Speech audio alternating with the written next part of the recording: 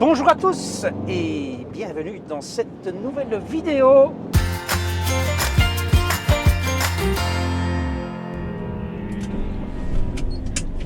Voilà, je recommence tout depuis le début, puisque j'avais commencé tout le début de cette vidéo sur les routes belges, mais elles sont dans un tel état que c'est un vacarme abominable, et donc je recommence. Et donc, bonjour à tous et bienvenue dans cette nouvelle vidéo. Bonjour. Comme vous pouvez le voir, Dame Sonia, l'ours des Vosges, est là. Ma compagne, nous faisons une petite virée ce week-end, mais Avec également Maya. avec Maya, que je ne sais pas si on la voit. Et Maya est dans son panier, sur le siège, sur la banquette. Maya. Cela fait un moment que je voulais partir. Et puis il se fait que, vu le prix des carburants, j'ai mis de côté toute idée, toute velléité de partir en voyage. Ce prix des carburants, profitons-en pour un petit coup de gueule dont j'ai le secret. C'est un pur scandale, évidemment. Traversez le rond-point et prenez la deuxième sortie, N44, D'accord, D944, tout à fait. en direction de Châlons-en-Champagne. Voilà. Donc on roule en direction d'une ville qui s'appelle Châlons-en-Champagne. Alors, particularité de cette ville, on y trouve des félins particulièrement allongés et qui boivent du champagne, je présume. Donc ce sont des Châlons-en-Champagne. Et prenez la deuxième sortie, Voilà. N44, Je ne vois pas d'autres Eh oui. explications. en direction de Je ne vois pas d'autres Châlons-en-Champagne. explications. C'est lui. Je disais donc, le prix des carburants, c'est un scandale. Tout d'abord parce que si vous prenez le cas de l'Espagne, on est beaucoup moins cher en Espagne qu'ici. D'après les quelques voyageurs qui sont en Espagne pour le moment. Ensuite, parce que vous me direz, oui, mais c'est à cause du prix du baril de pétrole. Sauf que non. Parce que le baril de pétrole a déjà été grosso modo à ce prix-là, il y a un peu plus d'un an, je pense. Je vais essayer de le retrouver. Et le prix du carburant n'était pas aussi élevé que maintenant. Voilà. Et puis on vous fera croire, et je présume qu'une majorité de personnes croira cela, que c'est à cause de la situation en Ukraine. Rendez-vous bien compte que le prix du carburant a commencé à augmenter bien avant que M. Poutine décide à donner du canon. Donc, on nous prend vraiment pour des idiots. Moi, personnellement, ce que je pense, et hormis effectivement l'augmentation du prix du baril de pétrole, qui a très certainement une petite influence, il y a surtout que depuis 2 ans, les États, aussi bien la France que la Belgique, ont dépensé sans compter des milliards pour toute cette histoire de Covid. Les États ont dépensé des milliards d'euros. Et maintenant, il faut les récupérer. Et le seul moyen de récupérer cela, c'est d'aller dans la poche des gens. Voilà. Donc j'ai fait le plein en partant. Tu sors, Maya, avec la petite laisse? Oui. Donc j'ai fait le plein juste en partant parce que j'avais besoin de faire le plein. Il était à 1,927 à ma station habituelle, qui est toujours la moins chère et qui aujourd'hui n'était pas la moins chère, bizarrement. Ici à la sortie de Reims, encore une station Shell, il est à 2,196, donc 2,196, autrement dit quasiment 2,20 €. La BP juste après, 2,106 06. ou 2,06. Enfin, c'est la folie totale. C'est un pur scandale, il n'y a pas d'autre mot.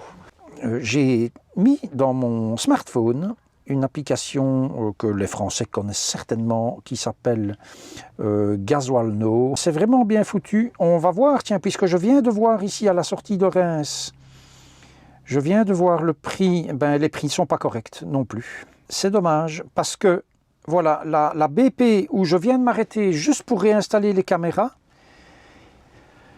Il m'indique que le diesel est à 1,96. Comme vous pouvez le voir, peut-être faut que je cache mon visage, autrement ça ne fait pas le point. Voilà, vous voyez? Eh bien en fait, elle était à 2,06. J'ai prévu de refaire le plein un petit peu plus loin, parce que pour mon week-end, je veux avoir le plein pour ne pas être ennuyé, pour le chauffage, l'eau chaude, etc. Et j'ai repéré à Châlons-en-Champagne, là où je faisais le plein habituellement, c'est la station Total le long de la Nationale 44. Maintenant, il indique 1,927, comme en Belgique. Mais un petit peu plus loin, il y a une Intermarché, donc 1 km plus loin, où il est théoriquement à 1,740. Je ne sais pas si on le voit. Donc c'est mon prochain arrêt et c'est pas longtemps avant d'arriver à ma destination que vous connaissez puisque j'ai déjà été plusieurs fois.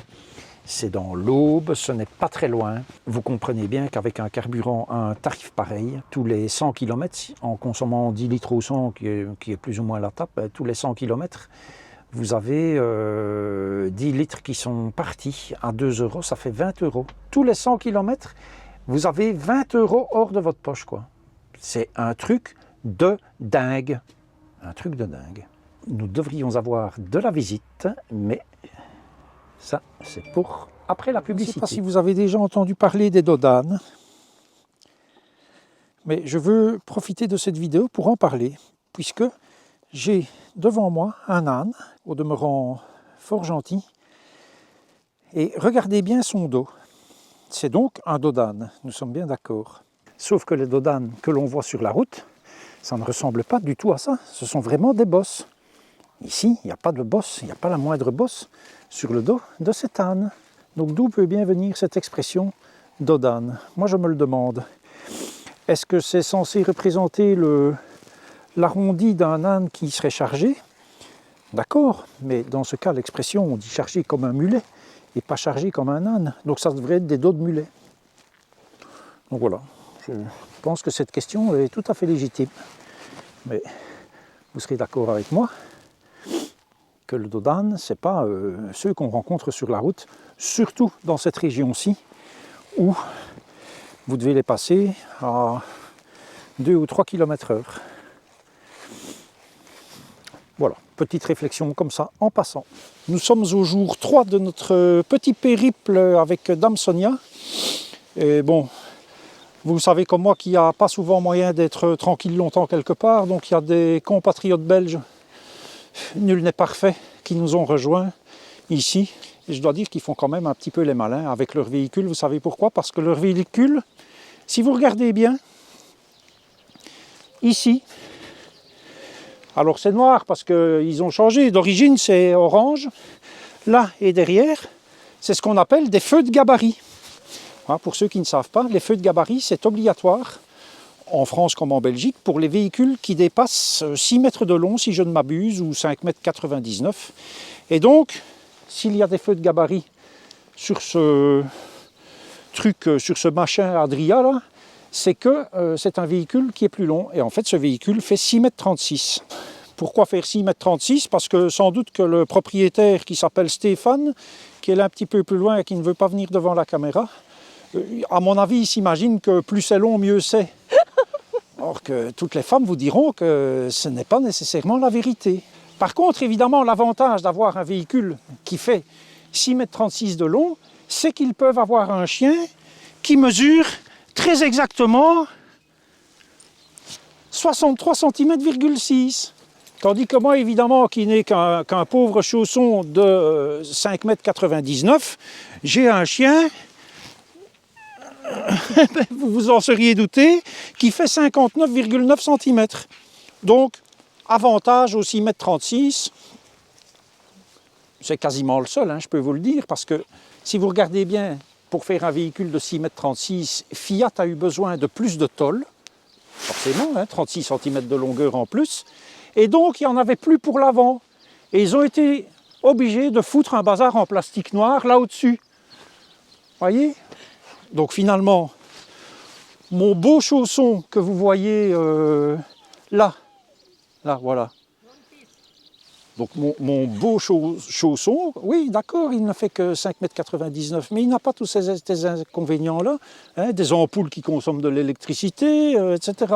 Je suis obligé de le concéder. Avantage, ils ont un éclairage extérieur. Et j'avoue que c'est bien pratique, c'est un truc qu'il me manque.